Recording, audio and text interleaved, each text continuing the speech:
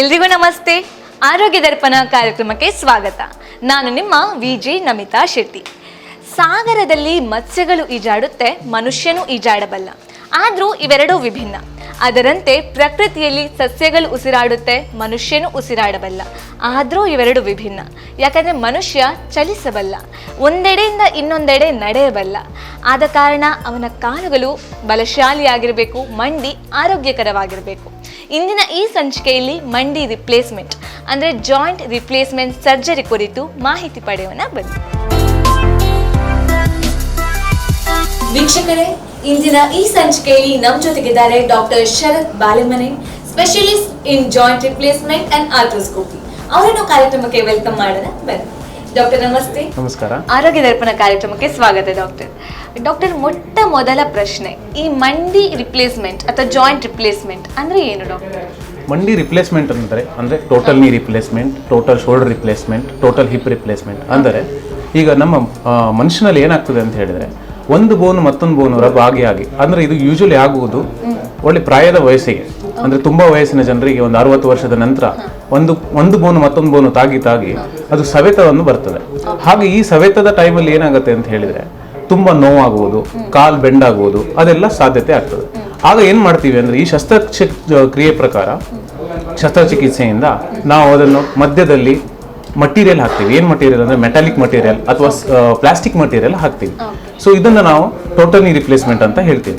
ಅಂದ್ರೆ plastic material ಮತ್ತೆ ಲೋಹದ ಮಟೀರಿಯಲ್ ಹಾಕಿದ್ರೆ ಅದಕ್ಕೆ ಯಾವುದೇ ರೀತಿಯಾದ ಒಂದು ಸೆನ್ಸೇಷನ್ ಇರುವುದಿಲ್ಲ. ಸೊ ಅದರಿಂದ ಯಾವುದೇ ರೀತಿ ಮನುಷ್ಯನಿಗೆ ನೋವು ಬರುವುದಿಲ್ಲ. ಸೊ ಇದನ್ನ ಜಾಯಿಂಟ್ ರಿಪ್ಲೇಸ್ಮೆಂಟ್ ಸರ್ಜರಿ ಅಂತ ಹೇಳ್ತೀವಿ. ಸೊ ಇದು ಯಾರಿಗೆ ಮಾಡಲಾಗುತ್ತೆ ಡಾಕ್ಟರ್? ಇದನ್ನ ಯೂಶುವಲಿ ಈ ಶಸ್ತ್ರಚಿಕಿತ್ಸೆ 50 ರಿಂದ 60 ವರ್ಷ ಹಳೆಯದು. ಇದೇನು ಹೊಸ ಟೆಕ್ನಾಲಜಿ ಅನ್ನೋದಲ್ಲ. 50 ರಿಂದ 60 ವರ್ಷ time tested, scientifically proved surgery. So ಹಾಗೆ ಇರೋದ್ರಿಂದ ಇದನ್ನ ನಾವು ಎಲ್ಲಾ ಪೇಷಂಟಿಗೂ ಮಾಡೋದಿಲ್ಲ. ಒಂದು 100 ಜನರ ಕಾಲು ನೋವು ಅಂತ ಬಂದ್ರೆ ಒಂದು 2 ರಿಂದ 3% ಜನರಿಗೆ ಅಷ್ಟೇ ಮಾಡ್ತೀವಿ. ಯೂಶುವಲಿ ತುಂಬಾ ವಯಸ್ಸಾದ ಜನರಿಗೆ ಅಂದ್ರೆ 60 ವರ್ಷ ಮೇಲ್ಪಟ್ಟ ಒಂದು ಪೇಷಂಟಿಗೆ ಇದು ಮಾಡ್ತೀವಿ. ಅದಕ್ಕೆ ಕೆಲವೊಂದು ಕ್ರೈಟೀರಿಯಾಸ್ ಇದೆ. ಅಂದ್ರೆ ಯಾರಿಗೆ ಮಾಡಬೇಕು ಅನ್ನೋದು ಒಂದು ಇದೆ. ತುಂಬಾ ನೋವು ಬಂದಿರೋದು, ದಿನಾ ಟ್ಯಾಬ್ಲೆಟ್ ತಗೊಳ್ಳೋದು, ಕಾಲು ಬೆಂಡ್ ಆಗ್ತಾ ಇರುವುದು, ಏನು ಕೆಲಸ ಮಾಡ್ಲಿಕ್ಕೆ ಆಗೋದಿಲ್ಲ, ನನಗೆ ದಿನಾ ಒಂದು ಟ್ಯಾಬ್ಲೆಟ್ ಬೇಕೇ ಬೇಕು, ಇಲ್ಲದಿದ್ರೆ ನನ್ನ ಕೆಲಸನೇ ಆಗುವುದಿಲ್ಲ, ದಿನಾ ಒಂದು ಟ್ಯಾಬ್ಲೆಟ್ ಇಲ್ಲದೆ ನನ್ನ ಕೆಲಸನೇ ಆಗುವುದಿಲ್ಲ ಅಂತವರಿಗೆ, ಅಥವಾ ಅವರ ದೈನಂದಿನ ಆಕ್ಟಿವಿಟೀಸ್ ಅಂದ್ರೆ ಡೈಲಿ ಆಕ್ಟಿವಿಟೀಸ್, ನಾರ್ಮಲ್ ಆಗಿ ಸ್ನಾನ ಮಾಡ್ಲಿಕ್ಕೆ ಹೋಗುವುದು ಅಥವಾ ನಾರ್ಮಲ್ ಆಗಿ ಏನ್ ಮಾಡ್ತೀವೋ ದಿನದ ಕೆಲಸಗಳು ಏನ್ ಮಾಡ್ತೀವೋ ಅದು ಆಗದೆ ಇರುವುದು, ಆಲ್ಮೋಸ್ಟ್ ಬೆಡ್ ರಿಡನ್, ಆ ಕಂಡೀಷನ್ ಹೋಗುವ ಪೇಷಂಟ್ಗೆ ನಾವು ಇದನ್ನ ಅಡ್ವೈಸ್ ಮಾಡ್ತೀವಿ. ಇಲ್ಲ ಅಂದ್ರೆ ಮೆಡಿಸಿನ್ ಅಲ್ಲಿ ಕ್ಯೂರ್ ಆಗುತ್ತೆ. ಇಲ್ಲ ಅಂದ್ರೆ ಮೆಡಿಸಿನ್ ಅಲ್ಲಿ ನಾವು ಟ್ರೈ ಮಾಡ್ತೀವಿ. ತುಂಬಾ ಅಂದ್ರೆ ನಾವು ಅದನ್ನ ಅಸೆಸ್ ಮಾಡ್ತೀವಿ ಫಸ್ಟ್. ಅಂದ್ರೆ ಯಾವ ರೀತಿ ಪೇಷಂಟಿಗೆ ಆಪರೇಷನ್ ಬೇಕಾ ಬೇಡವಾ ಅನ್ನೋದನ್ನ ನಾವು ಫಸ್ಟ್ ಡಿಸೈಡ್ ಮಾಡ್ತೀವಿ. ತುಂಬಾ ಕಾಲೆಲ್ಲ ಬೆಂಡ್ ಆಗಿದೆ ಅಥವಾ ದಿನಾ ಅವರು ಪೇನ್ ತಡ್ಕೊಳ್ಳಿಕ್ಕೆ ಆಗ್ತಾ ಇಲ್ಲ ಅಂತವರಿಗೆ ನಾವು ಅದನ್ನ ಅಡ್ವೈಸ್ ಮಾಡ್ತೀವಿ. ಅಂದ್ರೆ ಹೇಳಿದನಲ್ಲ, ಬರೀ 2% ಜನರಿಗೆ ಅಷ್ಟೇ ನಾವು ಅಡ್ವೈಸ್ ಮಾಡ್ತೀವಿ. ಇಲ್ಲ ಅಂದ್ರೆ ನಾರ್ಮಲ್ ಆಗಿ ಮೆಡಿಕೇಶನ್ಸ್, ಫಿಸಿಯೋಥೆರಪಿ ಅಥವಾ ಅದಕ್ಕೆ ಅದು ವಿಧವಾದ ಟ್ರೀಟ್ಮೆಂಟ್ಗಳಿದೆ. ಅಂದ್ರೆ ಇಂಜೆಕ್ಷನ್ ಕೊಡಬಹುದು. ಸೊ ಆ ರೀತಿ ವಿಧವಾದ ಒಂದು ಟ್ರೀಟ್ಮೆಂಟ್ ಇಂದ ನಾವು ಅದನ್ನ ಮ್ಯಾನೇಜ್ ಮಾಡಬಹುದು. ಡಾಕ್ಟರ್, ಈಗ ಒಂದಷ್ಟು 2-3% ಜನರಿಗೆ ಮಾತ್ರ ಮಾಡಲಾಗುತ್ತೆ ಅಂತ ಹೇಳಿದ್ರಿ. ಸೊ ಮಾಡಿದಷ್ಟು ಜನರಿಗೆ 100% ಸಕ್ಸಸ್ ರೇಟ್ ಯಶಸ್ವಿ ಆಗುತ್ತಾ? ನಾನು ಆಲ್ರೆಡಿ ಹೇಳಿದ್ದೀನಿ, ಇದು ಟೈಮ್ ಟೆಸ್ಟೆಡ್ ಮತ್ತು ಸೈಂಟಿಫಿಕ್ಲಿ ಪ್ರೂವ್ಡ್ ಸರ್ಜರಿ. ಸೊ ಅದು ಆಲ್ಮೋಸ್ಟ್ 90 ರಿಂದ 95% ಜನ ನಮ್ಮಲ್ಲಿ ಬಂದವರೆಲ್ಲರೂ they are recovered well. So ಇದನ್ನ ನಾವು ಆಲ್ಮೋಸ್ಟ್ ವರವಾದ ಸರ್ಜರಿ ಅಂತ ಹೇಳ್ಬೋದು. ಅಂದ್ರೆ ಅಷ್ಟು ಒಳ್ಳೆ ಪೇಷಂಟ್ಗೆ ರಿಕವರಿ ಇದೆ. ಸೊ ಅವರು ಪೇಷಂಟ್ ತಲೆಯಲ್ಲಿ ಇರ್ಬೋದು, ಓಕೆ ನಾನು ಪೇಷಂಟ್ ಬಂದಾಗ ಡಾಕ್ಟರ್ ಹತ್ರ ಕೇಳೋದೇ ಇದು, ಸರ್ ಇದೇ ಕ್ವಶನ್ ಕೇಳ್ತಾರೆ ನಮ್ಗೆ, ಸರ್ ಈ ರಿಕವರಿ ಆಗತ್ತಾ ಸರ್, ನೀವು 100% ಕೊಡ್ತೀರಾ? Almost 90 to 95% patient will be happy. But 5% ನಾವು ಹೇಳಿಕ್ ಬರಲ್ಲ. ಇನ್ಫೆಕ್ಷನ್ ಆಗ್ಬೋದು, ಕಾಂಪ್ಲಿಕೇಶನ್ಸ್ ಇರೋದು. 5% ಎಲ್ಲ ಸರ್ಜರಿಲೂ ಅದಕ್ಕೆ ಆದ ಕಾಂಪ್ಲಿಕೇಶನ್ಸ್ ಇದ್ದೇ ಇರ್ತದೆ. So but 95% is always the good score, you know. Doctor, ಇದೀಗ ಪ್ರಪಂಚ ನಾವು ಓಡೋ ಪ್ರಪಂಚ ಅಂತಲೇ ಹೇಳ್ಬೋದು. ಜನರಿಗೆ ಟೈಮ್ ಅನ್ನೋದಿರಲ್ಲ. ಹೀಗಿರ್ಬೇಕಾದ್ರೆ ಜಾಯಿಂಟ್ ರಿಪ್ಲೇಸ್ಮೆಂಟ್ ಸರ್ಜರಿನ ಮುಂದೂಡಬಹುದಾ? ಈಗ ನಾನು ಆಲ್ರೆಡಿ ಹೇಳಿದ ಪ್ರಕಾರ ಜಾಯಿಂಟ್ ರಿಪ್ಲೇಸ್ಮೆಂಟ್ ಸರ್ಜರಿ ನಾವು ಎಲ್ಲರಿಗೂ ಹೇಳುವುದಿಲ್ಲ. ಓನ್ಲಿ 2% ಜನರಿಗೆ ಹೇಳ್ತೀವಿ ಅಂತ ಹೇಳಿದ್ರೆ, ಆ 2% ಜನನ ನಾವು ಹೇಗೆ ಸಿಲೆಕ್ಷನ್ ಮಾಡ್ತೀವಿ ಅಂತ ಹೇಳಿದರೆ, ಅವರು ತುಂಬ ನೋವಿನಲ್ಲಿ ಇರಬೇಕು, ತುಂಬಾ ದಿನ ಪೇನ್ ಕಿಲ್ಲರ್ ತಗೊಳ್ತಾ ಇರಬೇಕು ಅಂಥವ್ರಿಗೆ ಮಾತ್ರ ಮಾಡೋದು. ಸೊ ಅಂಥವರಿಗೆ ಮುನ್ನೋಡ್ಲಿಕ್ಕೆ ಆಗೋದೇ ಇಲ್ಲ. ಓಕೆ. ಸೊ ಅವ್ರು ದೈನಂದಿನ ಅವ್ರ ಆಕ್ಟಿವಿಟಿ ಮಾಡ್ಕೊಳ್ತಾ ಇರಬೇಕು ಅಂತ ಹೇಳಿದ್ರೆ ಅವ್ರ ಆಪರೇಷನ್ ಆಗಲೇಬೇಕು, ಬೇರೆ ವಿಧಾನವೇ ಇಲ್ಲ.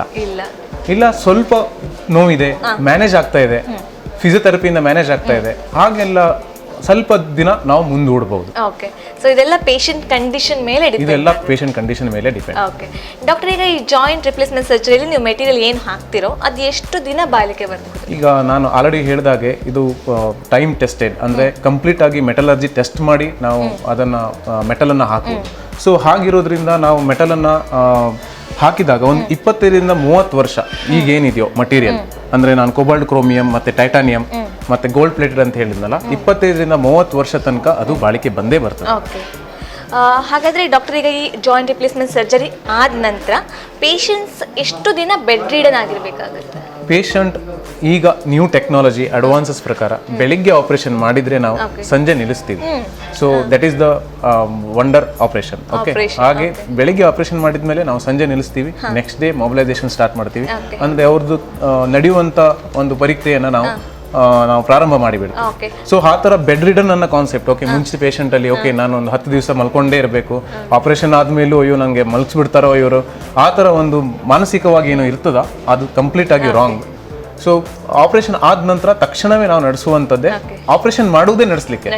So as you told, movement is a word. So we have to do that. So ಹಾಗಾದ್ರೆ ಬೆಡ್ ರೆಸ್ಟ್ ಅನ್ನೋದು ಬೇಡ? ಬೆಡ್ ರೆಸ್ಟ್ ಅನ್ನೋದಿಲ್ಲ. ಇಲ್ಲ. ಸೊ ಆದಷ್ಟು ಆಪರೇಷನ್ ಆದ್ಮೇಲೆ ನಡೆಸುವಂತ ಒಂದು ಪ್ರಯತ್ನ ನಮಗೆ. ಡಾಕ್ಟರ್, ಈ ಕಾಲು ನೋವಿನ ಪೇಷಂಟ್ಸು ಡಾಕ್ಟರ್ಸ್ನ ಕನ್ಸಲ್ಟ್ ಮಾಡೋಕ್ಕೆ ಅಥವಾ ಸಲಹೆ ಪಡೀಲಿಕ್ಕೆ ಸ್ವಲ್ಪ ಹಿಂಜರಿತಾರೆ. ಹೌದು, ಇದು ತುಂಬಾ ಸರ್ವೇ ಸಾಮಾನ್ಯವಾದ ಸಂಗತಿ. ಈಗ ನಮ್ಮ ಮನೇಲೇ ಅಷ್ಟೇ, ಯಾರು ಡಾಕ್ಟರ್ ಹತ್ರ ಹೋಗ್ಲಿಕ್ಕೆ ಕಾಲು ನೋವಲ್ಲ ಬಿಟ್ಟು ಬಿಡುವ, ಏನಾಗೋದಿಲ್ಲ, ಸ್ವಲ್ಪ ಮೆಡಿಕಲ್ ಶಾಪಿಗೆ ಹೋಗಿ ಟ್ಯಾಬ್ಲೆಟ್ ತಗೊಂಡ್ರೆ ಸರಿ ಆಗ್ತದೆ ಅನ್ನೋದು ಒಂದು ಕೆಟ್ಟ ಒಂದು ಸಂಪ್ರದಾಯ ಇದೆ. ಪ್ರಾಬ್ಲಮ್ ಏನು ಅಂದರೆ, ಸಣ್ಣ ಪುಟ್ಟ ಕಾಲು ನೋವು ಇದ್ರೆ ಅಡ್ಡಿಲ್ಲ, ಇದೇ ಕಾಲು ನೋವಿಗೆ ಅದೇ ಪೇನ್ ಕಿಲ್ಲರ್ ತಗೊಂಡು ಕಿಡ್ನಿ ಫೇಲ್ಯೂರಾ ಅಥವಾ ಬೇರೆ ಗ್ಯಾಸ್ಟ್ರಿಕ್ ಅಲ್ಸರ ವಿಧವಾದ ಪ್ರಾಬ್ಲಮ್ ಸ್ಟಾರ್ಟ್ ಆಗ್ತದೆ. ಸೊ ಆದ್ದರಿಂದ ಒಂದು ಎಕ್ಸ್ಪರ್ಟ್ ಕನ್ಸಲ್ಟೇಷನ್ ಕಾಲು ನೋವು ಬಂದರೆ ತಗೊಳ್ಳೋದು ಉತ್ತಮವಾದ ಸಂಗತಿ. ಇಲ್ಲ ಅಂದರೆ ಕೆಲವು ನಾನು ಹೇಳಿದ ಥರ ಆಲ್ಟರ್ನೇಟ್ ಮೆಡಿಸಿನ್, ಅಕ್ಯುಪಂಚರ್, ಅಂದರೆ ಅದರಿಂದ ಏನು ಯೂಸ್ ಇಲ್ಲದೆ ಇರುವಂಥ ಒಂದು ವೈಜ್ಞಾನಿಕವಾಗಿ ಸಂಶೋಧನೆ ಯಾವುದೇ ರೀತಿ ಆಗದೇ ಇರುವಂತಹ ಒಂದು ಪದ್ಧತಿ ಹತ್ರ ಹೋದರೆ ಅದು ಸುಮ್ಮನೆ ನಮಗೆ ಪ್ರಯೋಜನ ಯಾವುದೇ ರೀತಿ ಇರುವುದಿಲ್ಲ. ಅದೇ ಒಂದು ಹೋಗಿ ಇನ್ನೊಂದಾಗುತ್ತೆ ಅಂತ ಹೇಳ್ಬೋದು. ಡಾಕ್ಟರ್, ಈಗ ಆಪರೇಷನ್ ಆದ ನಂತರ ಎಷ್ಟು ಡಿಗ್ರಿ ಅಥವಾ ಎಷ್ಟರ ಮಟ್ಟಿಗೆ ಕಾಲನ್ನು ಮಡಿಚಬಹುದು ಡಾಕ್ಟರ್? ಈಗ ಬರುವಂಥ ಶಸ್ತ್ರಚಿಕಿತ್ಸೆ ನಾವು ಅಡ್ವಾನ್ಸ್ಡ್ ಮೆಟಲನ್ನು ಹಾಕ್ತೀವಿ, ಅದನ್ನು ಹೈ ಫ್ಲೆಕ್ಸ್ ನೀ ಅಂತ ಹೇಳ್ತೀವಿ. ಹೈ ಫ್ಲೆಕ್ಸ್ ನೀ ಅಂದರೆ ತುಂಬ ಮುಂಚಿನ ಅದೇ ಒಂದು 5-10 ವರ್ಷದ ಹಿಂದೆ ಬರೀ 90 ಡಿಗ್ರಿ ಅಷ್ಟೇ ಮಡಿಸ್ಲಿಕ್ಕೆ ಸಾಧ್ಯವಾಗ್ತಿತ್ತು. ಈಗ ಹಾಗಲ್ಲ, ಇದು ಹೈ ಫ್ಲೆಕ್ಸ್ ನೀ ಅಂತ ಹೇಳಿದ್ರೆ ಆಲ್ಮೋಸ್ಟ್ 120 ಡಿಗ್ರಿ ಓಕೆ ಅಷ್ಟು ಮಡಚುವಂಥ ಒಂದು ಸಾಮರ್ಥ್ಯವನ್ನು ಹೊಂದಿರುವಂಥ ಒಂದು ಹೊಸ ಡಿಸೈನ್ ಬಂದಿದೆ. ಸೊ ಅದರಿಂದ ನಮಗೆ ಕಾಲು ತುಂಬ ಸುಲಭವಾಗಿ 120 ಡಿಗ್ರಿ ತನಕ ಮಡಚುವಂಥ ಒಂದು ಅವಕಾಶ ಮಾಡಿಕೊಡ್ಬೋದು. ಇದರಿಂದ ನಮ್ಮ ಟ್ರೆಡಿಷ್ನಲಿ ನಮ್ಮ ಟ್ರೆಡಿಷನ್ ಏನು ಓಕೆ ಪ್ರೇಯರ್ ಮಾಡೋದು, ನಮಾಜ್ ಮಾಡುವುದು ಅದೆಲ್ಲ ನಮಗೆ ಸುಲಭವಾಗಿ ಆಗ್ತದೆ. ಸೊ ಅದಕ್ಕೆ ಮುಂಚೆ ಎಲ್ಲ ನಮ್ಗೆ ಅಂದ್ರೆ ಇನ್ಹಿಬಿಷನ್ ಇತ್ತು. ಓಕೆ, ಈ ಆಪರೇಷನ್ ಮಾಡಿದರೆ ಕಾಲು ನನಗೆ ಮಡಿಸ್ಲಿಕ್ಕೆ ಆಗೋದಿಲ್ಲ, ಬರೀ ಇಷ್ಟೇ ಮಡಿಸ್ಲಿಕ್ಕೆ ಆಗ್ತದೆ, ಈ ಆಪರೇಷನ್ ಮಾಡೋದ್ರಿಂದ ಏನು ಯೂಸು, ಕಾಲು ಮಡಿಸದಿದ್ರೆ ನನಗೆ ಏನು ಯೂಸ್ ಅಂತ ಒಂದಿತ್ತು.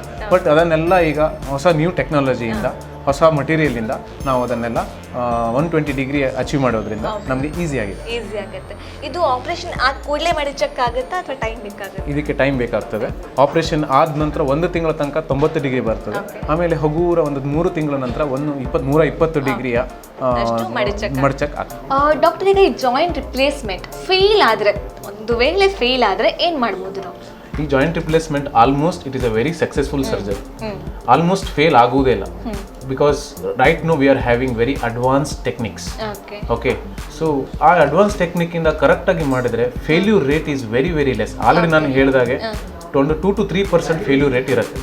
ಸೊ ಆ ಫೇಲ್ಯೂರ್ ರೇಟಿಗೆ ಅಂದರೆ ಕೆಲವೊಂದು ಫೇಲ್ಯೂರ್ ರೇಟ್ ಯಾಕೆ ಆಗ್ಬೋದಪ್ಪ, ಕೆಲವೊಂದು ಇನ್ಫೆಕ್ಷನ್ ಆಗ್ಬೋದು. ಸೊ ಇನ್ಫೆಕ್ಷನ್ ಆದರೆ ಫೇಲ್ ಆಗುತ್ತೆ. ಮತ್ತು ಕೆಲವೊಂದು ಸಲ ಹಾಕಿದ ಜಾಯಿಂಟ್ ಲೂಸ್ ಆಗ್ಬೋದು, ಅದನ್ನು 10-15 ವರ್ಷದ ನಂತರ ಆಗ್ಬೋದು. ಸೊ ಆದ್ರಿಂದ ಒಂದು almost it is 2 to 3% failure rate ಅಂತ ಹೇಳೋದ್ರಿಂದ so this is very wonderful surgery actually. Okay, so ಹಾಗಾದಾಗ ಒಂದು ವೇಳೆಗೆ ಲೂಸ್ ಆದ್ರೆ ಮತ್ತೆ ಟೈಟ್ ಮಾಡಕ್ಕೆ ಮತ್ತೆ ಸರ್ಜರಿ ಇಲ್ಲ, ಹೌದು, ಅದನ್ನ ರಿವಿಷನ್ ಸರ್ಜರೀಸ್ ಅಂತ ಮಾಡ್ತೀವಿ. ಸೊ ಎಲ್ಲದಕ್ಕೂ ಒಂದು ಸಮಸ್ಯೆಗೆ ಪರಿಹಾರ ಉಂಟು.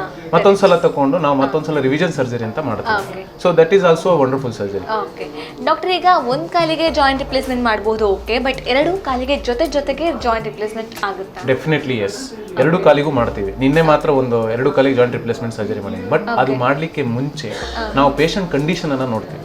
So whether patient is fit for surgery or not, we will assess. Okay, ಅವರ ಕಾರ್ಡಿಯಾಕ್ ಫಿಟ್ನೆಸ್ ಅಥವಾ ಅವ್ರದ್ದು ತುಂಬಾ ಪ್ರಾಯ ಆಗಿದೆ, 80 ವರ್ಷ, ಕಷ್ಟ ಆಗ್ತದೆ ಅಂತ ಹೇಳಿದ್ರೆಲ್ಲ ಮಾಡಲ್ಲ. ಒಂದು ಆಲ್ಮೋಸ್ಟ್ ಒಂದು 60 ವರ್ಷದ ಹತ್ರದವ್ರ ಪೇಷಂಟ್ ಅವರಿಗೆ ಮತ್ತೆ ಫಿಟ್ನೆಸ್ ಎಲ್ಲಾ ರೀತಿ ಫಿಟ್ನೆಸ್ ತೆಗಿತೀವಿ ನಾವು. ಆಗ ನಮ್ಗೆ ಆಪರೇಷನ್ ಮಾಡ್ಲಿಕ್ಕೆ ಈಸಿ ಆಗ್ತದೆ. ಆದ್ರೆ ಈ ಪ್ರಾಬ್ಲಮ್ ಬರೋದೇ ಒಂದು 50 ವರ್ಷ ಮೇಲ್ಪಟ್ಟವರಿಗೆ. ಸೊ ಆದ್ರೂ ಅಲ್ಲಿ ಏಜ್ ಮ್ಯಾಟರ್ ಆಗುತ್ತೆ. ಹೌದು. ಓಕೆ ಡಾಕ್ಟರ್, ಇದು ಈಗ ಆಲ್ರೆಡಿ ಹೇಳಿದ್ರೆ ಫಿಸಿಯೋಥೆರಪಿಯಿಂದ ಕೂಡ ಕ್ಯೂರ್ ಮಾಡಬಹುದು ಜಾಯಿಂಟ್ ಪೇನ್ ಇದ್ರೆ ಅಂತ. ಸೊ ಆಫ್ಟರ್ ಸರ್ಜರಿ ಕೂಡ ಫಿಸಿಯೋಥೆರಪಿ ಬೇಕಾಗುತ್ತಾ? ಹೌದು, definitely yes. After surgery first 5 days of post operative surgery, ಅಂದ್ರೆ 5 ದಿವಸದ ನಂತರ ಅಥವಾ ಹಾಸ್ಪಿಟಲ್ ಇದ್ದಾಗಲೇ 5 ದಿವಸ ತನಕ ನಾವು ಪೇಷಂಟಿಗೆ ಫಿಸಿಯೋಥೆರಪಿ ಕೊಡ್ತೀವಿ. ಆ ಟೈಮಲ್ಲಿ ಹಾಸ್ಪಿಟಲ್ ಇದ್ದಾಗ ಪೇನ್ ಕಂಟ್ರೋಲ್, ಅಂದರೆ ನೋವನ್ನು ನಮಗೆ ಕಂಟ್ರೋಲ್ ಮಾಡಲಿಕ್ಕೆ ಈಸಿ ಆಗ್ತದೆ. ಮತ್ತು 5 ದಿವಸದ ನಂತರ ಹಾಸ್ಪಿಟ್ಲಲ್ಲೇ ಇರೋದ್ರಿಂದ ಡೈರೆಕ್ಟ್ ಅಬ್ಸರ್ವೇಷನ್ ಮಾಡಿ ನಾವು ಫಿಸಿಯೋಥೆರಪಿ ಕೊಡ್ತೀವಿ. ಮತ್ತು ಈಗ ಫಿಸಿಯೋಥೆರಪಿಸ್ಟ್ ಈಗ ಅವ್ರದ್ದು ಅಡ್ವಾನ್ಸ್ ಟೆಕ್ನಾಲಜಿಯಿಂದ ಅವರು ಫಿಸಿಯೋಥೆರಪಿ ಕೊಡೋದ್ರಿಂದ ಅವರು ದೇ ಆರ್ ಹ್ಯಾಪಿ. ಬಟ್ ಪೇಷಂಟಿಗೆ ಒಂದು ತಲೆಯಲ್ಲಿರುತ್ತೆ, ಓಕೆ ನಾನು ಆಪರೇಷನ್ ಆಯಿತು, 5 ದಿವಸ ಆಯಿತು, ಮನೆಗೂ ನಾವು ಫಿಸಿಯೋಥೆರಪಿ ಮಾಡಬೇಕಾ, ಮತ್ತು ಎಕ್ಸಸೈಸ್ ಮಾಡಬೇಕಾ, ಮನೆಗೂ ಫಿಸಿಯೋಥೆರಪಿಸ್ಟ್ ಬಂದು ಮಾಡಬೇಕಾ, ಹಾಗೆಲ್ಲ ಏನೂ ಇಲ್ಲ ಈಗ. So they are like after operation only 5 days of physiotherapy, ಮತ್ತು ಅವ್ರು ಕಲ್ತ್ಕೊಂಡು ಮನೆಯಲ್ಲಿ ಮಾಡ್ತಾರೆ. ಸೊ 1 month ಅಲ್ಲಿ ಕಂಪ್ಲೀಟ್ ಆಗಿ ಮೂವ್ಮೆಂಟ್ಸ್ ಎಲ್ಲ ಬರ್ತದೆ. ಓಕೆ, ಆಮೇಲೆ ಕಲ್ತು ಮನೆಯಲ್ಲಿ ಮಾಡಿದ್ರು ಸಾಕು. ಡಾಕ್ಟರ್, ಜನರಲಿ ಹೆಚ್ಚಾಗಿ ನಾವು ಕಾಣಬಹುದಾದಂಥ ಸಮಸ್ಯೆ ಅಂದರೆ ಶುಗರ್ ಅಥವಾ ಹಾರ್ಟ್ ಪ್ರಾಬ್ಲಮ್ಸ್. ಸೊ ಹೀಗಿದ್ದಾಗ ಈ ಜಾಯಿಂಟ್ ರಿಪ್ಲೇಸ್ಮೆಂಟ್ ಸರ್ಜರಿ ಮಾಡೋಕ್ಕಾಗುತ್ತೆ? ಖಂಡಿತ ಮಾಡ್ಬೋದು. ಅಂದರೆ ಶುಗರ್ ಮತ್ತೆ ಹಾರ್ಟ್ ಪ್ರಾಬ್ಲಮ್ ಇದ್ದವರಿಗೆ ನಾವು ಆಪರೇಷನ್ಗಿಂತ ಮುಂಚೆ ಕರೆಕ್ಟಾಗಿ ಅಸೆಸ್ ಮಾಡ್ತೀವಿ. ಓಕೆ, ಶುಗರ್ ಕಂಟ್ರೋಲ್ ಮಾಡ್ಕೊಳ್ತೀವಿ. ಮತ್ತೆ ಹೃದಯ ಪ್ರಾಬ್ಲಮ್ ಇದ್ದವರಿಗೆ ನಾವು ಕಾರ್ಡಿಯಾಲಜಿಸ್ಟ್ ಒಪಿನಿಯನ್ ತಗೊಂಡೇ ಆಪರೇಷನ್ ಮಾಡ್ತೀವಿ. ಹಾಗೆ ನಾವು ಅದನ್ನ ಆಪರೇಷನ್ಗಿಂತ ಮುಂಚೆ ಕರೆಕ್ಟಾಗಿ ಅಸೆಸ್ ಮಾಡಿ ಅದನ್ನ ಕಂಟ್ರೋಲ್ ಮಾಡಿ ಮಾಡುವಂಥದ್ದು. ಅದಕ್ಕೆ ಈ ಆಪರೇಷನ್ ಸಣ್ಣ ಪುಟ್ಟ ಜಾಗದಲ್ಲೆಲ್ಲ ಆಗೋದಿಲ್ಲ. So it has to done in a tertiary centre where we should have all support. So ಎಲ್ಲ ಕಾರ್ಡಿಯಾಲಜಿಸ್ಟ್ ಬೇಕು, ಶುಗರ್ ಕಂಟ್ರೋಲ್ ಮಾಡಲಿಕ್ಕೆ ಡಯಾಬಿಟಿಸ್ಟ್ ಬೇಕು. ಸೊ ಆದ್ರಿಂದ ನಾವು ಎಲ್ಲ ರೀತಿಯ ಒಂದು ಟೀಮ್ ವರ್ಕ್ ಇದು. ಸೊ ಒಬ್ಬರೇ ಮಾಡ್ಲಿಕ್ಕೆ ಆಗೋದಿಲ್ಲ. ನಾವು ಜಸ್ಟ್ ಆಪರೇಷನ್ ಮಾಡ್ಬೋದು, ಬಟ್ ಬ್ಯಾಕ್ ಸಪೋರ್ಟ್ ಇರಬೇಕು. ಸೊ ಹಾಗೆ ವಿಧವಾದ ಡಾಕ್ಟರ್ಗಳು ನಮ್ಗೆ ನೋಡ್ತಾ ಇರ್ತಾರೆ. ಎಲ್ಲ ಫಿಟ್ನೆಸ್ ಸಿಕ್ಕಿದ ಮೇಲೆ ಅಷ್ಟೇ ನಾವು ಮಾಡ್ಲಿಕ್ಕೆ ಸಾಧ್ಯ ಆಗ್ತದೆ. So interconnected, it's a team work. Doctor, ಈಗ ಈ ಆಪರೇಷನ್ ಆದ ನಂತರ ಡೈಲಿ ಆಕ್ಟಿವಿಟೀಸ್ ಹೇಗಿರಬೇಕು? ಆಪರೇಷನ್ ಆದ ನಂತರ ಈಗ ಸ್ಟಾರ್ಟಿಂಗ್ ಆಪರೇಷನ್ ಆಗಿ 1 month ನಾವು ಸ್ವಲ್ಪ ಆಕ್ಟಿವಿಟೀಸನ್ನು ಕಡಿಮೆ ಇಡ್ತೀವಿ. ಅಂದರೆ ಅದನ್ನು ಹೀಲಿಂಗ್ ಪ್ರೊಸೆಸ್ ಅಂತ ಹೇಳ್ತೀವಿ. ಸ್ವಲ್ಪ ಮಸಲ್ಸು ಮತ್ತು ಮೇಲಿಂದ ಚರ್ಮ ಎಲ್ಲ ಹೀಲ್ ಆಗಲಿಕ್ಕೆ ನಾವು ಟೈಮ್ ಕೊಡ್ತೀವಿ. ಆಮೇಲೆ 1 ತಿಂಗಳ ನಂತರ heal be like normal. Okay, ಯಾವುದೇ ರೀತಿ ದೈನಂದಿನ ಆಕ್ಟಿವಿಟಿ, ಸ್ನಾನ ಆಗಲಿ ಬೇರೆ ಎಲ್ಲ ಕೆಲಸಗಳನ್ನೆಲ್ಲ ಅವರೇ ಮಾಡ್ಕೊಳ್ಬೋದು. ಹಾಗೆ 3 ತಿಂಗಳ ನಂತರ, ಆಪರೇಷನ್ ಆದ 3 ತಿಂಗಳ ನಂತರ ಅವರು ಸ್ಪೋರ್ಟ್ಸ್ ಆಕ್ಟಿವಿಟಿ, ಅಂದರೆ ಲೈಟ್ ಆಗಿ ಆ ಏಜಿಗೆ ಏನು ಬೇಕು, 60 ವರ್ಷ ನಂತರ ಮಾಡುವಂಥ ಆಪರೇಷನ್ ಇದೆ. ಸೊ ಅವ್ರಿಗೆ ಏನು ಬೇಕು ಆಪರೇಷನ್, ಸ್ವಿಮ್ಮಿಂಗ್ ಆಗಲಿ, ಸೈಕಲ್ ಆಗಲಿ ಅಥವಾ ಬೈಕ್ ರೈಡ್ ಆಗಲಿ, ಆ ಥರದ್ದೆಲ್ಲ ನಾವು ಅಲೋ ಮಾಡ್ತೀವಿ. ಹಾರ್ಟ್ ಪೇಷಂಟ್ಸ್ಗೆ, ಶುಗರ್ ಪೇಷಂಟ್ಸ್ಗೆ ಮಾಡ್ಬೋದು. ಓಕೆ, ಒಬೇಸಿಟಿ ಇದ್ರೆ ಈ ಆಪರೇಷನ್ ಮಾಡೋಕ್ಕಾಗುತ್ತಾ? ಖಂಡಿತ ಮಾಡ್ಬೋದು ಒಬೇಸ್ ಪೇಷಂಟಿಗೆ. ಮತ್ತು ಈಗ ನಮಗೆ ಕಾಮನ್ ಆಗಿ ಬರುವಂಥ ಪೇಷಂಟೇ ತುಂಬ ಒಬೇಸ್ ಪೇಷಂಟ್. ಅಂದರೆ ನಾವು BMI ಅಂತ ನೋಡ್ತೀವಿ. ತುಂಬ ಒಬೇಸ್ ಪೇಷಂಟಿಗೆ ತುಂಬ ದಪ್ಪ ಇರೋದ್ರಿಂದ ಅವ್ರ ಕಾಲ ಮೇಲೆ ಅಷ್ಟು ಪ್ರೆಷರ್ ಬಿದ್ದು ಕಾಲು ಸವೆತಗಳು ಜಾಸ್ತಿ ಆಗ್ತಾ ಇದೆ. ಮತ್ತು ಈಗಿನ ಕಾಲದಲ್ಲಿ ಜಂಕ್ ಫುಡ್ ಏರಾಯಿತು, ತುಂಬ ಜಂಕ್ ಫುಡ್ಡು ಅದು ಇದು ತಿಂದು ಆ್ಯಕ್ಟಿವಿಟಿ ಇಲ್ಲ. ಆದ್ದರಿಂದ ತುಂಬ ನಮಗೆ ದಪ್ಪನೆಯ ಪೇಷಂಟಲ್ಲಿ, ಅಂದರೆ ಸ್ಥೂಲಕಾಯದವರಿಗೆ ತುಂಬ ಕಾಲು ಸವೆತ ಕಂಡು ಬರ್ತಾ ಇದೆ. ಸೊ ಇದನ್ನು ನಾನು ಹೇಳಿದಲ್ಲ, ಅದೇ ರೀತಿ ಒಬೇಸ್ ಪೇಷಂಟಿಗೆ ಬೇರೆ ಯಾವ್ದಾದ್ರು ಕಾಯಿಲೆ ಇದೆಯಾ, ಥೈರಾಯ್ಡ್ ಪ್ರಾಬ್ಲಮ್ ಇದೆಯಾ, ಒಬೇಸಿಟಿ ಹೇಗೆ ಬಂತು, ಅದನ್ನೆಲ್ಲ ಅಸೆಸ್ ಮಾಡಿ ಆ ಪೇಷಂಟ್ ಫಿಟ್ನೆಸ್ ತಗೊಳ್ತೀವಿ. ಆಪರೇಷನ್ಗೆ ಈ ಪೇಷಂಟ್ ಫಿಟ್ ಆಗಿದ್ರೆ ಮಾತ್ರ ನಾವು ಆಪರೇಷನ್ ಮಾಡಲಿಕ್ಕೆ. ಡಾಕ್ಟರ್, ಹಾಗಾದ್ರೆ ತೂಕಕ್ಕೆ ಸರಿ, ಅಂದ್ರೆ ಎತ್ತರಕ್ಕೆ ತಕ್ಕ ತೂಕ ಇಲ್ಲದಿದ್ರೆ ಜಾಸ್ತಿ ಸಮಸ್ಯೆ ಬರುತ್ತೆ.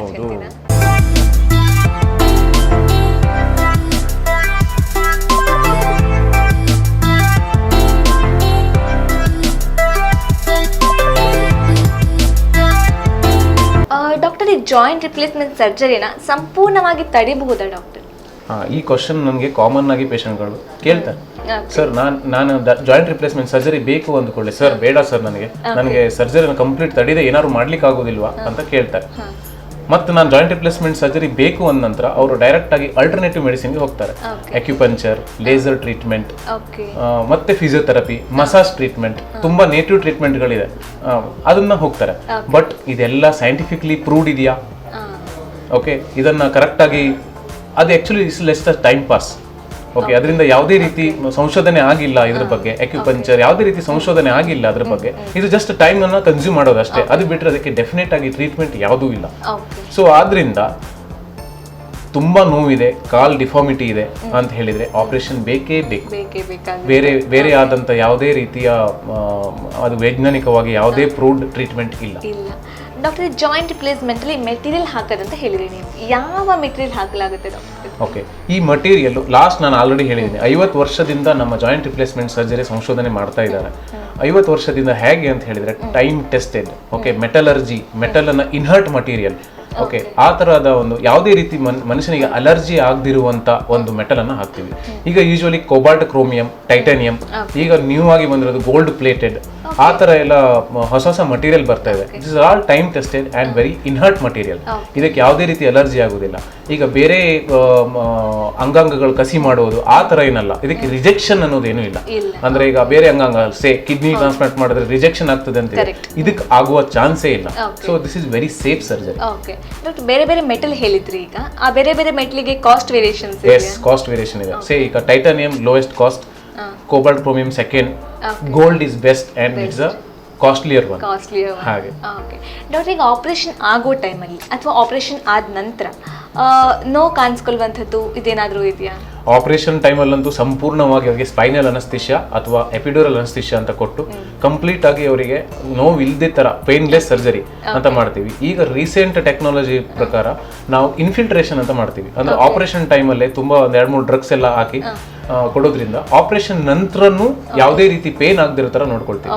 ಮತ್ತೆ ಈಗ pain management is a new technology where there won't be any pain. So operation ಆದ ನಂತರನೇ ಪೇಷಂಟ್ ಫಸ್ಟ್ ಡೇನೆ ನಿಂತ್ಕೊಳ್ಳುವಂತ ಟೆಕ್ನಾಲಜಿ ಇದೆ. ಸೊ ಆಪರೇಷನ್ ಬೆಳಿಗ್ಗೆ ಆದ್ರೆ ಸಂಜೆ ನಿಲ್ಲಿಸ್ತೀವಿ ಪೇಷಂಟ್ ಅನ್ನ, next day we will mobilise, ಅಂದ್ರೆ ನಡೆಸುವಂತ ನಾವು ಒಂದು ಪ್ರಯತ್ನ ಮಾಡ್ತೀವಿ. ಹಾಗಾದ್ರೆ ಹಿಂದಿನ ಕಾಲಕ್ಕೆ ಕಂಪೇರ್ ಮಾಡಿದ್ರೆ ಈಗ ಅಡ್ವಾನ್ಸ್ ಆಗಿದೆ, ತುಂಬಾ ಅಡ್ವಾನ್ಸ್ ಆಗಿದೆ. ಡಾಕ್ಟರ್, ಈಗಾಗಲೇ ಹೇಳಿದ್ರಿ ನೀವು ಹಿಂದಿನ ಕಾಲದಿಂದ ಬಂದಿರುವಂತಹ ಒಂದು ಪ್ರೊಸೀಜರ್ ಇದು ಅಂತ. ಇದರಲ್ಲಿ ಏನಾದರೂ ಅಡ್ವಾನ್ಸ್ಮೆಂಟ್ ಆಗಿದೆ doctor? Yes, definitely yes. Last 5 ವರ್ಷದಿಂದ ಈ ಜಾಯಿಂಟ್ ರಿಪ್ಲೇಸ್ಮೆಂಟ್ ಅನ್ನೋದೇನು ಅಂದರೆ ತುಂಬ ಅಡ್ವಾನ್ಸ್ ಬಂದಿದೆ. ಏನು ಅಡ್ವಾನ್ಸ್ ಅಂದರೆ ಮಿನಿಮಲಿ ಇನ್ವೆಸಿವ್ ಪ್ರೊಸೀಜರ್ ಅಂದರೆ ಮುಂಚೆ ತುಂಬ ದೊಡ್ಡದಾಗಿ ನಾವು ಗಾಯ ಮಾಡ್ತಿದ್ವಿ, ಈಗ ತುಂಬ ಚಿಕ್ಕದಾಗಿ ಗಾಯ ಮಾಡ್ತಾ ಇದ್ದೀವಿ. ಒಂದು ಎರಡನೇದು ರೋಬೋಟಿಕ್ ಅಸಿಸ್ಟೆಡ್. ಈಗ ಎಲ್ಲ ಕಡೆಗೂ ಮಾಡ್ತಾ ಇದ್ದಾರೆ ರೋಬೋಟಿಕ್ ಅಸಿಸ್ಟೆಡ್. ಅಂದರೆ ಜನರಲ್ ಸರ್ಜರಿಯಿಂದ ಹಿಡಿದು ಬೇರೆ ಎಲ್ಲ ಡಿಫ್ರೆಂಟ್ ಮೆಡಿಕಲ್ ಇದರಲ್ಲೂ ಮಾಡ್ತಾ ಇದ್ದಾರೆ. ಹಾಗೆ ನಮ್ಮ ಜಾಯಿಂಟ್ ರಿಪ್ಲೇಸ್ಮೆಂಟಲ್ಲೂ ರೋಬೋಟಿಕ್ ಅಸಿಸ್ಟೆಡ್ ಅಂತ ಬಂದಿದೆ. ಮತ್ತು ಅದ್ರ ಜೊತೆಗೆ ನ್ಯಾವಿಗೇಷನ್, ಕಂಪ್ಯೂಟರ್ ನ್ಯಾವಿಗೇಟೆಡ್. ಈಗ ನಾವು ಆಪರೇಷನ್ ಮಾಡಬೇಕಾದ್ರೆ ಅದಕ್ಕೆ ತಕ್ಕಂಥ ಒಂದು ಕಟ್ ಮಾಡ್ತೀವಿ, ಬೋನ್ ಎಷ್ಟು ಕಟ್ಟಬೇಕು ಅಂತ ಹೇಳಿ ಅದನ್ನೆಲ್ಲ ಕ್ಯಾಲ್ಕುಲೇಷನ್ ಮಾಡಿ ಕಂಪ್ಯೂಟರ್ ನಮಗೆ ಕೊಡ್ತದೆ. So that is called computer navigation system ಅಂತ. ಸೊ ಆ ಸಿಸ್ಟಮಿಂದ ನಾವೊಂದು ಮಾಡುವಂಥ ಪದ್ಧತಿ ಇದೆ. ಸೊ ಬಟ್ ಇದಿಷ್ಟು ಇದ್ದರೂ ಟ್ರೆಡಿಷ್ನಲ್ ಟೋಟಲ್ ನೀ ರಿಪ್ಲೇಸ್ಮೆಂಟ್ ಅಂದರೆ ಮುಂಚೆ ಏನು ಮಾಡ್ತಿದ್ವೋ ಅದರಿಂದನೂ ಅಷ್ಟೇ ಪರಿಣಾಮಕಾರಿಯಾಗಿ ನಾವು ಆಪರೇಷನ್ ಮಾಡ್ಬೋದು. ಬಟ್ ಇದೆಲ್ಲ ಎಕ್ಸ್ಟ್ರಾ ನಮಗೆ ಒಂಥರ ಆರ್ಮ್ಸ್ ಇದ್ದಾಗೆ, ಸ್ವಲ್ಪ ಸ್ಟ್ರಾಂಗ್ ಆಗಿರಲಿಕ್ಕೆ ಇದೆಲ್ಲ ಈ ಎಲ್ಲ ಸಿಸ್ಟಮ್ಸ್ಗಳು ನಮ್ಮ ಸಂಸ್ಥೆಯಲ್ಲಿ ಇದೆ ಈಗ. ಡಾಕ್ಟರ್, ಓಕೆ, ಇದೆಲ್ಲ ಓಕೆ, ಇದರಿಂದ ಏನಾದರೂ ಅಡ್ಡ ಪರಿಣಾಮ ಆಗುವಂಥ ಚಾನ್ಸಸ್ ಇದೆಯಾ? ಯಾವುದೇ ಆಪರೇಷನ್ಗೆ ಕಾಮನ್ ಆಗಿ ಅಡ್ಡ ಪರಿಣಾಮ ಇದ್ದೇ ಇರ್ತದೆ. ಅದು ನಾನು ಹೇಳಿದ ಪ್ರಕಾರ ಒಂದು 3-4% ಒಂದು ಸೈಡ್ ಇಫೆಕ್ಟ್ ಅಂತ ಇದ್ದೇ ಇರ್ತದೆ. ಅದೇ ಮೇನ್ಲಿ ಸೈಡ್ ಇಫೆಕ್ಟ್ ಏನಂತ ಹೇಳಿದರೆ ಇನ್ಫೆಕ್ಷನ್. ಕೆಲವೊಂದು ಪೇಷಂಟಲ್ಲಿ ತುಂಬ ಒಬೇಸ್ ಪೇಷಂಟ್ ಆಲ್ರೆಡಿ ಹೇಳೋದ್ರಿಂದ ಆ ಪೇಷಂಟಿಗೆ ನಮ್ಗೆ ಏನು ರಿಸ್ಕ್ ಅಂತ ಹೇಳಿದರೆ ಕಾಲಲ್ಲಿ ರಕ್ತ ಹೆಪ್ಪುಗಟ್ಟಿ ಮೊಣಕಾಲಿಂದ ಅದು ಡೈರೆಕ್ಟಾಗಿ ಲಂಗ್ಸ್ಗೆ ಹೋಗಿ ಅಂದರೆ ಶ್ವಾಸಕೋಶದ ಪರಿಣಾಮ ಬೀಳ್ತದೆ. ಸೊ ಅದು very rare, it is just 1-2%. ಅದನ್ನು ನಾವು ಅವಾಯ್ಡ್ ಮಾಡ್ತೀವಿ. ಓಕೆ, ಇಂಥ ಸೆಂಟರಲ್ಲಿ ಇರೋದ್ರಿಂದ ಅದನ್ನೆಲ್ಲ ನಮಗೆ ಮುಂಚೆ ಡಿಟೆಕ್ಟ್ ಆಗ್ತದೆ. ಸೊ ಅದಕ್ಕೆ ಹೇಳೋದು ಈ ಜಾಯಿಂಟ್ ರಿಪ್ಲೇಸ್ಮೆಂಟ್ ಅನ್ನೋದು ಆಪರೇಷನನ್ನು ಟರ್ಷರಿ ಸೆಂಟರ್ ಈ ಥರ ಎಲ್ಲ ಸಪೋರ್ಟ್ ಇರುವಂಥ ಟೀಮ್ ವರ್ಕಲ್ಲಿ ಮಾಡ್ಬೋದು. ಬಿಟ್ಟರೆ ಸಣ್ಣ ಇದರಲ್ಲಿ ಮಾಡೋದು ಸ್ವಲ್ಪ ಕಷ್ಟ. ಡಾಕ್ಟರ್, ಈಗ precaution is better than cure ಅಂತ ಹೇಳ್ತಾರೆ. ಸೊ ನಮ್ಮ ವೀಕ್ಷಕರಿಗೆ ಒಂದು ಟಿಪ್ಸ್ ಕೊಡೋದಾದ್ರೆ ಏನು ಕೊಡ್ತೀರಾ ಡಾಕ್ಟರ್? ಮೊದಲನೇದಾಗಿ ಆಹಾರ ಪದ್ಧತಿ ಈಗಿನ ಕಾಲದಲ್ಲಿ ತುಂಬ ಕೆಟ್ಟದಾಗಿದೆ. ನಾವೆಲ್ಲ ನೋಡ್ತಾ ಇದ್ದೀವಿ ಜಂಕ್ ಫುಡ್ಡು, ಎಲ್ಲ ರೀತಿ ಎಣ್ಣೆ ಭರಿತವಾಗಿದ್ದ ಕೊಬ್ಬಾಂಶ ಭರಿತವಾದ ಫುಡ್ಡನ್ನು ತಿಂದು ನಾನು ಆಲ್ರೆಡಿ ಹೇಳಿದ್ದೀನಿ ಒಬೇಸ್ ಪೇಷಂಟ್ ಅಂದರೆ ಸ್ಥೂಲಕಾಯದವರಿಗೆ ಈ ಆಸ್ಟಿಯೋಆರ್ಥ್ರೈಟಿಸ್ ಅಂದರೆ ಕಾಲಿನ ಮಂಡಿ ಸವೆತ ಬರ್ತದೆ. ಯಾಕೆಂದರೆ ಅವರ ದೇಹ ಅಷ್ಟು ಬೆಳವಣಿಗೆ ಆಗಿಬಿಡುತ್ತೆ, ಕಾಲು ಮಾತ್ರ ಇಷ್ಟೇ ಸಣ್ಣದಿರುತ್ತೆ. ಸೊ ಹಾಗಾಗಿ ನಮಗೆ ಆಸ್ಟಿಯೋಆರ್ಥ್ರೈಟಿಸ್ ಅಂತ ಬರ್ತದೆ.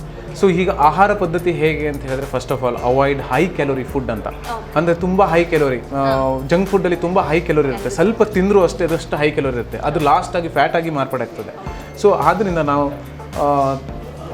ಪ್ರೋಟೀನ್ ರಿಚ್ ಡೈಟ್, ಓಕೆ, ಮತ್ತೆ ತುಂಬ ಡೈಟಿಂಗ್ ನೈಟ್ ಎಲ್ಲ ಸ್ವಲ್ಪ ಫುಡ್ಡನ್ನು ಕಂಟ್ರೋಲ್ ಮಾಡೋದ್ರಿಂದ, ದೇಹದ ತೂಕವನ್ನು ಕಂಟ್ರೋಲ್ ಮಾಡೋದ್ರಿಂದ ಆಸ್ಟಿಯೋಆರ್ಥ್ರೈಟಿಸ್ ಅಂದರೆ ಕಾಲಿನ ಸವೆತವನ್ನು ತಡಿಬಹುದು. ರಾತ್ರಿ ಹೊತ್ತು ಹೆವಿ ಫುಡ್ ತಿನ್ನಬಾರ್ದು. ಎಕ್ಸಸೈಸ್ ಯಾವ ರೀತಿ ಇರಬೇಕು? ಎಕ್ಸಸೈಸ್ ಈಗ ಏನು ಹೇಳಬೇಕು ಅಂದರೆ ನಮ್ಮ ಬಾಡಿಗಿನ ವೇಟ್ ಹೇಗೆ ಕಂಟ್ರೋಲ್ ಮಾಡಬೇಕು ಅಂದರೆ 70% it is diet, 30% exercise. So that is only 30% exercise, just light jogging. ಯಾಕೆಂದರೆ ಇದು ಬರುವುದೇ 60 ಇಯರ್ಸ್. ನಾವು 60 ಇಯರ್ಸ್ ಪ್ಲಸ್ ಪೇಷಂಟಿಗೆ ನೀವು ಅದು ಮಾಡಿ ಇದು ಮಾಡಿ ಅಂತ ತುಂಬ ಹೇಳಲಿಕ್ಕೆ ಆಗೋದಿಲ್ಲ. ಸೊ 30% ಅಂದರೆ 30% ಲೈಫ್ ಸ್ಟೈಲ್ ಮಾಡಿಫಿಕೇಶನ್, ಅಂದರೆ ಬೆಳಗ್ಗೆ ಎದ್ದು ಜಸ್ಟ್ ವಾಕಿಂಗ್, ಆ ಥರ ಸಣ್ಣ ಪುಟ್ಟದ ಏನಾದ್ರು ಕೆಲಸ ಮಾಡ್ಕೊಂಡಿದ್ರೆ ಸಾಕು. ತುಂಬ ಹೆವಿಯಾಗಿ ಏನು ನಾವು ಹೇಳೋದಿಲ್ಲ ಅದು ಮಾಡಬೇಕು ಅಂತ. ಫುಡ್ಡಲ್ಲಿ that's I told 70% it is a food control, 30% is a exercise. Because of ಒಬೆಸಿಟಿಯಿಂದ ಜಾಸ್ತಿ ಬರೋ ಕಾರಣ. ಓಕೆ ಡಾಕ್ಟರ್, ಇಲ್ಲಿವರೆಗೂ ಜಾಯಿಂಟ್ ರಿಪ್ಲೇಸ್ಮೆಂಟ್ ಬಗ್ಗೆ ಅಥವಾ ಒಂದು ಟಿಪ್ಸ್ ಕೊಡೋದಾಗಿರಲಿ, ಸಂಪೂರ್ಣವಾಗಿ ಮಾಹಿತಿ ನಮಗೆ ತಿಳಿಸ್ಕೊಟ್ರಿ ಡಾಕ್ಟರ್. ತುಂಬ ಹೃದಯದ ಧನ್ಯವಾದ. ವೀಕ್ಷಕರೇ, ಇಂದಿನ ಈ ಸಂಚಿಕೆಯಲ್ಲಿ ಮಂಡಿ ನೋವಿನ ಕುರಿತು, ಜಾಯಿಂಟ್ ರಿಪ್ಲೇಸ್ಮೆಂಟ್ ಸರ್ಜರಿ ಕುರಿತು ಸಂಪೂರ್ಣ ಮಾಹಿತಿನ ನಾವು ಪಡ್ಕೊಂಡಿದ್ದೀವಿ. ಮುಂದಿನ ಸಂಚಿಕೆಯಲ್ಲಿ ಇನ್ನೊಂದು ವಿಷಯದೊಡನೆ, ಇನ್ನಷ್ಟು ಮಾಹಿತಿಗಳೊಡನೆ ನಾವು ನಿಮ್ಮ ಮುಂದೆ ಬರ್ತೀವಿ. ಅಲ್ಲಿ ತನಕ ನೋಡ್ತಾ ಇರಿ ನಮ್ಮ ಟಿವಿ. ನಮಸ್ಕಾರ.